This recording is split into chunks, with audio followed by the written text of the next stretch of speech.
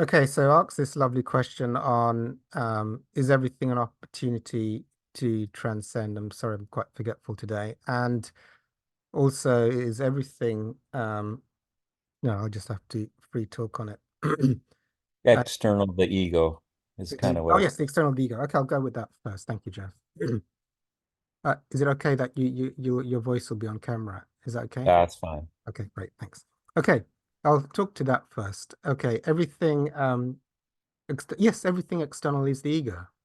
You see, if there was no ego, there would be, for the individual, the only reason the world shows up is because of ego. If there was no ego, there would be no world. I'll just share my experience. When I met a teacher and was asked to go into the observer and the observer, um, suddenly the whole world disappeared in light. It's so hard to describe, but I think you'll get the gist. It's like infinite light and love at such a high level of intensity that it's impossible for thought, for shadows, for this, for that, for color. It's like the love is so intense and the light is so intense.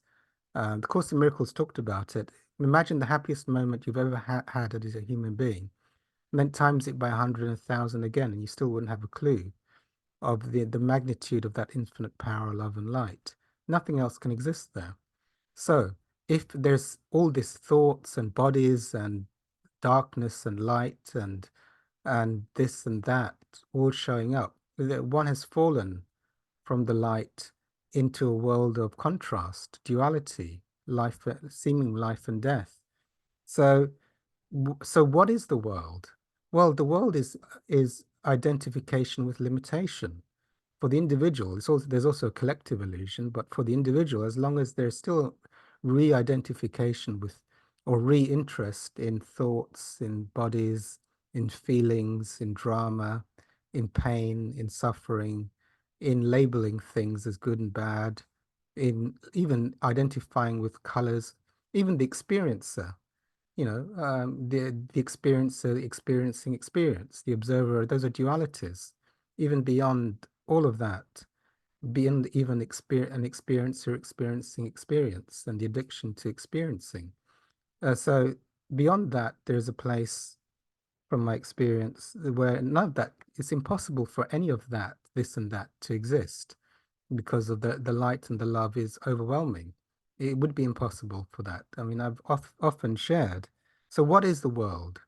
You know, um, is the world just the ego? Yes, because from your own spiritual work, you'll realize if you do self-inquiry regularly, as a lot of people do in this group, as you transcend something, it ceases to reappear for you.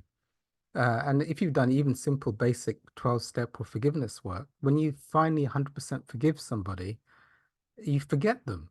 They don't come back up in your head. It's like you totally forgot them. They don't cease to exist for you. They're totally released from your consciousness. And if you do self-inquiry work, you can do that with time. So time ceases to exist, and thoughts cease to exist. The body ceases to exist. Even the world ceases to exist into the light. So all of that can be done through your own experience. So why would the world ever reappear again? Well, of course, because there is still a re-addiction, a re-hooking, something that hasn't been transcended, or there's something that still wants to keep experiencing. I want to experience another thought. Let me have another thought. Let me, like a junkie.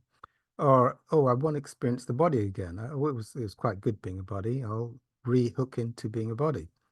So if you transcend, whatever you transcend, whether it's thought, bodies, feelings, this, that, attachments, I think I like Buddha. I really like what Buddha said. You know, human existence is old age, suffering, and death. And then if you don't get to enlightenment, you have to reincarnate again. So as long as you like you, as long as you want to keep doing that over again, that's fine.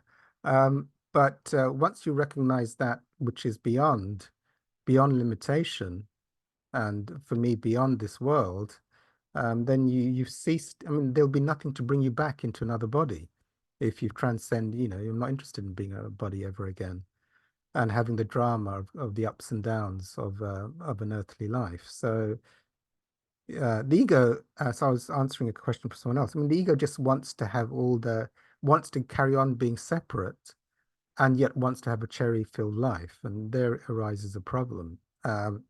So yes, the world that's showing up is the ego. If you have a world appearing, you can do deeper work for that to disappear, so that it's no longer experienced from a separate point of view.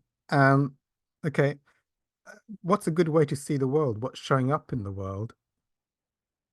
Well, I think, I like to see, I mean, I think the course teachers like to have a nice, really nice, fluffy way of seeing it, which is lovely. It's a school of lessons, so or assignments, you get assignments with people and situations and health conditions, and they are all opportunities for transcendence or passing the lesson.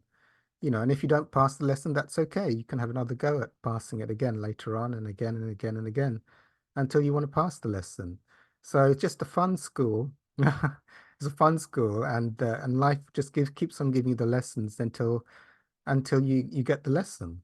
So I think that's a really lovely way of seeing it. Another way might be seeing it, it's an opportunity for transcendence. Whatever is coming up for a reason, and there's an opportunity and a gift in it. There's a gift. I do actually see that this world is a gift because it's the ideal opportunity to let go of stuff. Because in this world, you you have a kind of a drama film where you get the opportunity for situations to suddenly appear, for the opportunity to see it differently, let it go, transcend it, or forgive it, or observe it. And this world is, as I understand it, one of the best places to make very, very fast progress if you're really dedicated. So this is the ideal place. So it's good fortune to be here because you can grow spiritually in this particular place with so many different types of people and situations and health conditions and all kinds of things going on.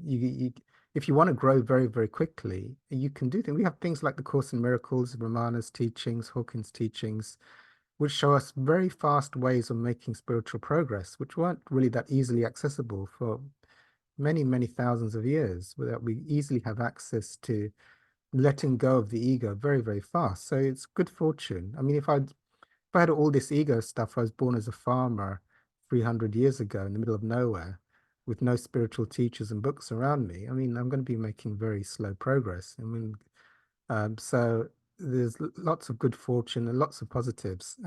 So in this world, but yeah, I do. There's a gift. Everything that arises is a gift. And when the gift can be seen, what is the lesson and how can the lesson be learned? I've said in the course way, or how can the lesson be transcended, or what is it I need to forgive or let go of? Um, and I like to get lessons as quickly as possible, and then this world's wonderful because you get lots of opportunities. Because if the world's still showing up, I believe there's still opportunity for even further growth. So yeah, so there is a gift in this life, and there's great opportunity and great good fortune in this world.